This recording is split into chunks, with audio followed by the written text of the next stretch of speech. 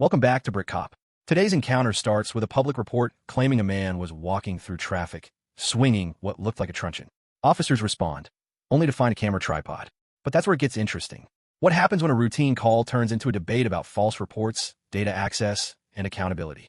And how far should police go when acting on unverified information? This one isn't about shouting, it's about principles. Stay with me. Basically focused on Merseyside Police. So far it's been not too bad. I went to the head office yesterday, they absolutely smashed it. I went to Newton Lee Willows today, they absolutely smashed it. So we're going to get into Merseyside, St Helens Police Station, which is here. It's a big one, a big car park and that. I'm going to go and have a wee scout about and we'll take it from there. In the meantime guys, if you do enjoy this video, please like it, feel free to share it, and don't forget to pop down, hit that subscribe button, hit that follow button if you're watching on Facebook, Instagram or TikTok, and we'll certainly see if we get any laughs out of whoever we come across today. But let's get in there and I'll pick it back up in a second.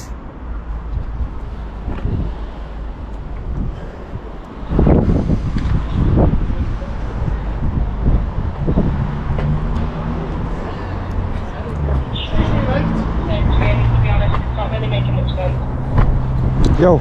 Yeah, you can put me with him. Just stay there for a minute. Why? Roger, thank you.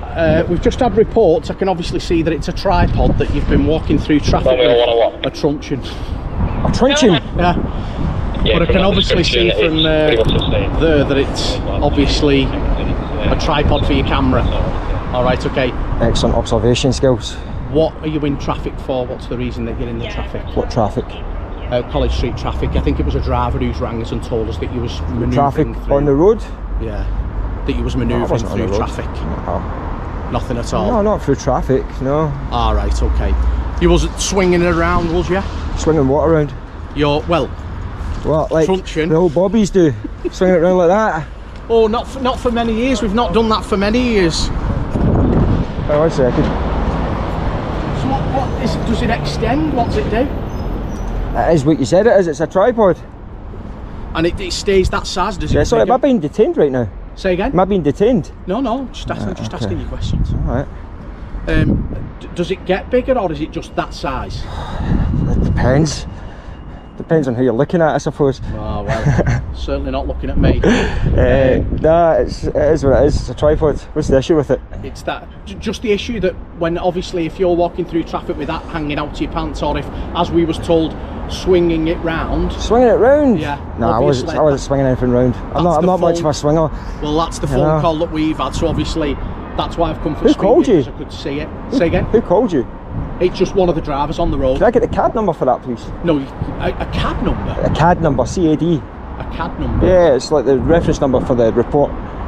For what reason? For my own personal purpose. It contains my personal information, so I'm entitled to a copy of it. It doesn't contain your personal information. Well, it does. So how did you know it was me then? Because he says a white hoodie with what appears to be a truncheon. So someone's given my description. Yeah. So that's my your personal information. That's my personal. It's identifiable information. Of course it is.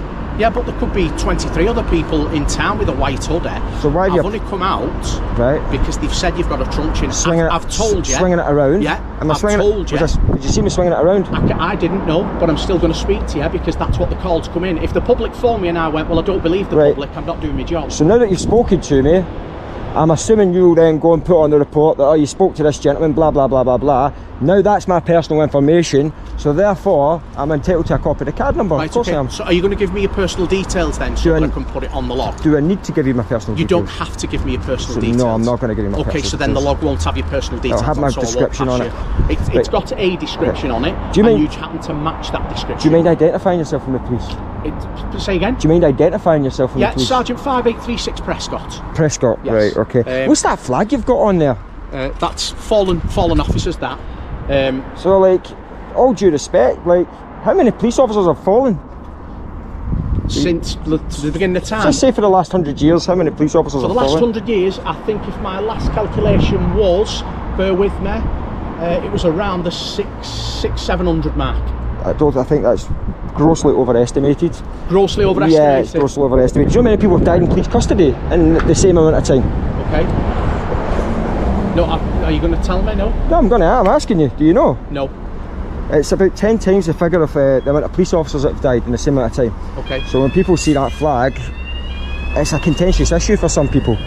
So I would request that you take it off, because you've defaced the Union flag And yeah, I think it sort of spits on the grave of the people that have died well under your care. Okay. So do you mind taking it off me, please? I find it offensive. I can't. I'm sorry that you find it offensive that I'm honouring fallen officers. Bear in mind that some of them officers have been my friends, so I won't be removing that.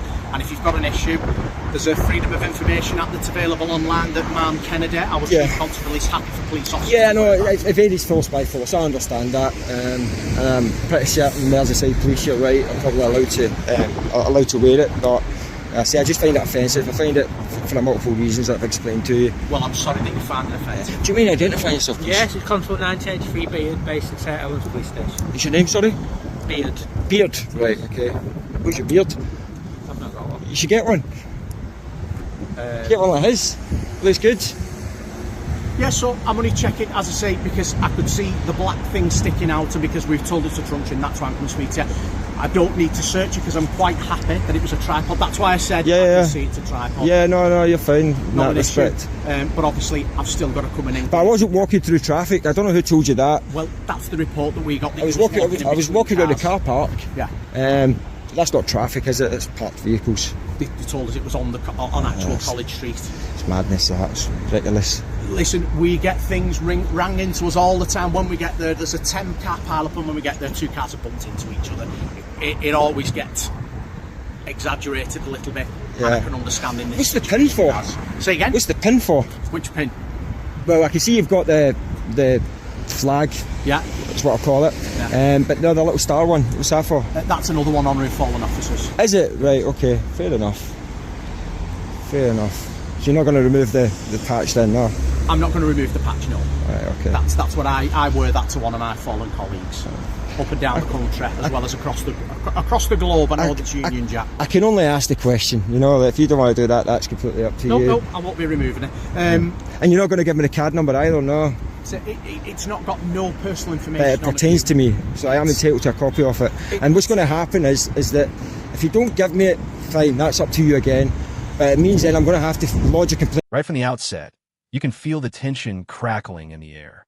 Our auditor arrives at St. Helens, and almost immediately, a local officer steps in with an overblown report, claiming he's swinging a weapon in traffic. But watch closely, the auditor doesn't flinch. He calmly questions the claims, exposing inconsistencies, and you can already sense this is not going to be a normal visit. Every question from the officer raises stakes, and the audience is left wondering, will this escalate, or will reason prevail? Against you and get it that way, and I'd much rather just give me it now because I'm entitled to it anyway. And if you give me it now, you cut out the middleman and it saves all the hassle. But your personal information's not on that log. But the call's pertaining to me. It's just a description, it's not your personal information. It doesn't matter, it's pertaining to me. I'm not giving you the log number because I know you're not going to give me it. Because you want to find out who's called in. Under data protection, we can't tell you that. I can't find that information out from getting a card number. No. You don't give that information out, and you know that. You know that, it's because it's pertaining to me. If you want to put a complaint in to get it, do that, but I won't be giving you the log number because your personal information's not on. Let me ask you another question before you skedaddle. Is it a crime to make a false report to the police? Define false. Giving false information to the police to get the police to come out and talk to someone or do whatever they need to do. I think there's too many grey areas. I don't think it's as black and white as you can see. In this situation, it appears that someone has observed a black coloured object that initially from a distance looked like a stick of some sort. Okay. So they've made that call. Appreciate that. That's why I've come out and checked, and straight away I seen it and I was like, it's obviously a tripod. But the first thing he said, one of the first things he says to me was, I was walking through traffic swinging what appeared to be a baton about. A truncheon. A truncheon. So that's what you were told, right? So that's quite a serious thing. Like if somebody's walking about swinging a baton or a truncheon about, and that's a serious issue that you guys would need to deal with because they're potentially in possession of an offensive weapon. So if someone's made a report saying that I was swinging about what appeared to be a baton and that didn't happen, then surely that would cross that threshold to being a false report. Why not? Not a false report. Why not? Because they're passing in the vehicle and they've seen you with a black stick of sorts. They've not been able to get this close to go. That's a tripod. Right, but they said I was walking. They said I was walking through traffic. So if they were driving then I must have been close enough to them that they must have seen what I was doing if I was walking through traffic, if they're driving a vehicle. Like, there's only one road here, this road here, so... I would say that met the threshold for a false report where I would then prosecute someone who's phoning in a concern that they thought that someone had a weapon. I wouldn't prosecute someone for that at all. And I don't think the public purse would appreciate me prosecuting. I think the public purse, I don't think that's your position to give an opinion on. I don't think you get paid to give an opinion on that. You get paid to uphold the law. Yeah. And the law's quite clear that if you make a false report to the police, it's a criminal offence. You know it's a criminal offence to make a false report to the police. And what I'm saying to you is, I was nowhere near traffic. I wasn't swinging anything about. Certainly not this. Whether it's a baton, a truncheon, or a gimbal, or a tripod, whatever you want to call it, that didn't happen. Categorically didn't happen. So that report itself is false. In your interpretation, yes. No, it's factual. It's not interpretation. No, it's a factual. You've got CCTV. I tell you what, why don't you go and check the CCTV and see if I was swinging anything about, and seeing if I stepped into traffic and anything like that. Well, and come to your own conclusion. Purpose for it, isn't it? It's just that you're very upset that I've come and spoken. I'm not upset at all. No, because you've been relatively pleasant, to be fair. Yeah. So I'm not upset at all. I don't mind having a conversation. What I do resent is that someone has made a false report to you guys to try and get me into some sort of trouble, as far as I'm concerned. Okay? And what I'm telling you is that information is categorically false, and you're not willing to do anything about that. Like think of the implications. People watching this might turn around and say, well, I'll phone up the police and say that my next door neighbour that I hate is walking about with a shotgun when he's not walking about with a shotgun. And then what happens? You know, like... And we deal with that on its own merits. But I'm asking you to deal with this in its own merits, because, as I say, like, thankfully, you've come out, you're relatively calm, no issues as such, but other police officers might not have reacted like that. You're armed with a taser, you get a report of some person with potential an offensive weapon, you might be inclined to deploy your taser, you might be inclined to take things a step further. I mean, thankfully you've not. But that's what I'm saying, there's further implications that could have happened, and that might happen in the future. Each incident on its... And that's why I think it's imperative that you find out who made that call, and they're reported for making a false police report, because what I'm saying that they said to you is completely false. Okay. That's your, well, as I say, that's your interpretation. They've been passing in a vehicle and seen you with a black stick in the hand. So they've said, the fact that they've used the word truncheon, I don't think they're very clear on what they've actually seen. But that wouldn't mean me as a police officer try to track that driver down and say, I'm going to prosecute you now for giving a false report. They've just rang in and said, this is what I can see, and it appears to be a truncheon. I think you're talking nonsense. Sorry, but you're talking your interpretation. You're talking out your backside, and it is what it is. You know what I mean? Like, I know you're not going to do nothing about it. Absolutely not. Exactly. Like, so it's something I'm going to have to deal with at a later time. Okay. But it's a shame, because I think you might actually be one of the not bad police officers about, and you've done yourself a disservice by not sort of following through. With my complaint.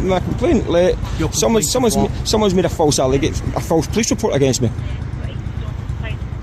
So that's why I've come out and I've clarified that there is no issues here, so there's no offences. Oh, of course there's not. Nothing needs to be. Right, but someone still, it doesn't take away from the fact, what I'm doing is regardless, right, unless I had in my possession what that person said I had, and was doing what she or he said I was doing, then there is no sort of issue from my point of view. But from their point of view, they have made a false report to the police. Okay. Your interpretation. It's not. It's factual. It's factual. We're going around in circles, isn't it? Like, it is, because it's your interpretation of I think that's why you lost your hair, just arguing with people all the time. I lost my hair because of this job. Did you? How long have you been doing this job for then? Approximately 15, 16 years now. Right, okay. What's the most challenging thing about your job? If you don't mind me asking. The most challenging thing about my job, I would have to say, it can be a plethora of reasons, but I think managing expectations of each individual member of the public that I link in with. So a little nudge, wink there, isn't it? Very difficult. Why don't your camera? It's got a little crack on it. Oh, they're all good. That's when people are in scuffles and things, they get damaged. Okay. What's your local policing priorities? Let's test our knowledge. our local policing priorities. Let's see if you know what they are. Is to serve the communities through burglaries, knife crime. Right, okay. And obviously we've got our force strategy, etc. What's your force strategy? Do you know that? Oh, no, now, I know that I'm a sergeant, but I've got bigger fish to fry than to start spouting policies and procedures. But I know it's to prevent crime, right, to okay. pursue offenders, and to make sure that we put them where they need to be behind bars. Do you know that? I do. You do now, yeah. Right, okay. Fair enough. I went to Newton Lee Willows police station. Yeah. And the little lady on the front counter was lovely, and she got all the information like that. So she did. So she was an absolute credit to our police station. All right. Right, we're done here. Yeah. I'm happy. Good stuff. All right. No worries. Appreciate it. I appreciate it. Nice to meet you. So much. Take care. Bye bye. You too, nice to meet you.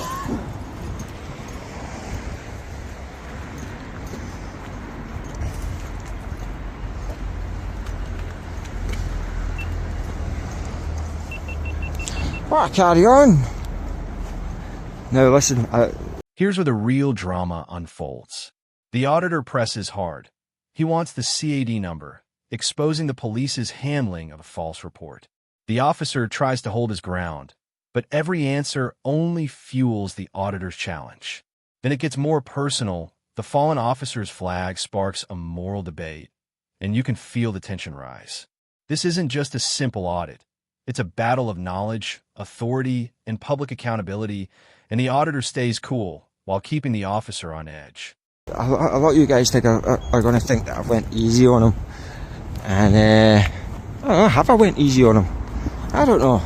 Maybe I did go. He seemed very likeable. I don't know why. Like, it seemed very likeable. You guys might strongly disagree, but it did seem very likeable, and like, we could argue all day long about the rights and wrongs of filming people and walking about with a baton, a truncheon, and swinging it about like an old bobby. Like, I don't know where they get that from. That was absolutely preposterous. Because I tell you what I've done, guys. I've done exactly what I've done here. I walked into the car park. I've had a wee nosy around, and then I came back because I wanted to see what was up here before I got started. I always try and have a little scout about and do a little nosy, and yeah, and that's exactly what I was doing in the process, and they came out within minutes. No, my gimbal's very expensive. I'm not going to be swinging that about any time soon. Straight up, not going to be swinging that about any time soon. So, it is what it is. You know what I mean? Like, I'll have to go and, like, he's not giving me the card number, he's not removing his patch, and I'm pretty sure Merseyside Police is ones where the Chief Constable has come out and said that they're quite happy for them to wear them, unlike the Met. So I did. Hopefully, I was hoping he was going to remove it, because he seemed not too bad. He was very eloquent the way he spoke. He sort of gave his point of view, and that was that. So it is what it is. Let's see what stuff they've got on the wall.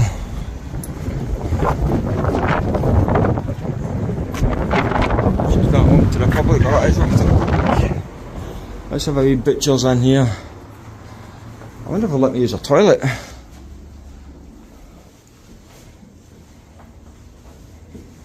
Let's see.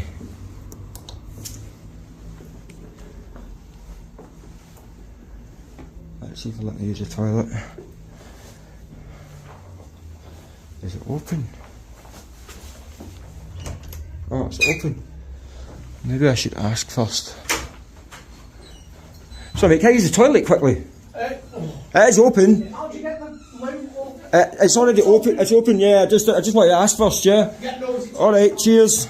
Oh, that's me. There's no light on in here, guys. I've got to put the torch on the phone. It's one of those little light switches. It needs a little key.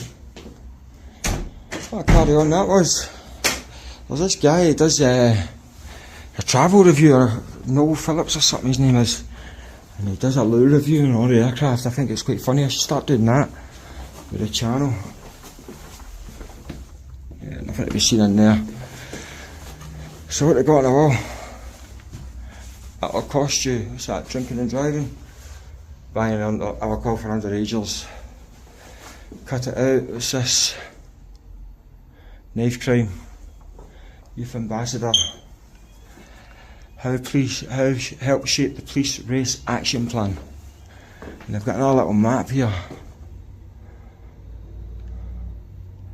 of the local area, but there's not much literature. Lost property, the car seized, firearms amnesty, it's over, I should be taking that down. The police will never ask you to withdraw money, but I hope not.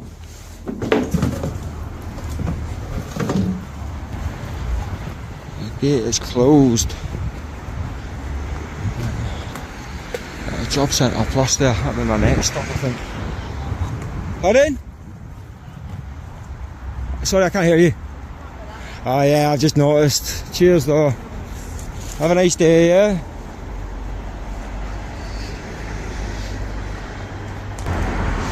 Alright folks, calling this one quits, calling it time, calling it a day.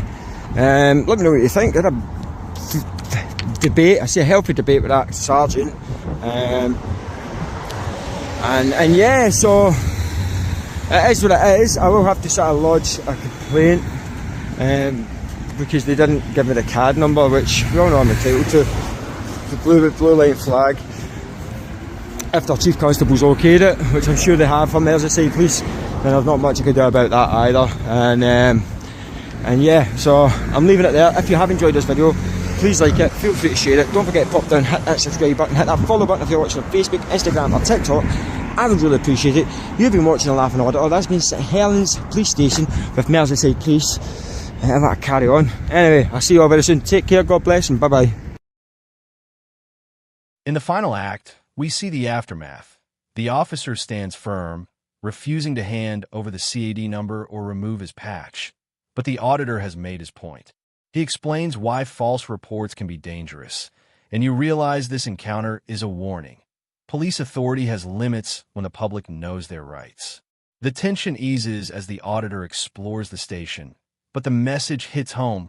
Knowledge is power, and today, the auditor walked away with the upper hand.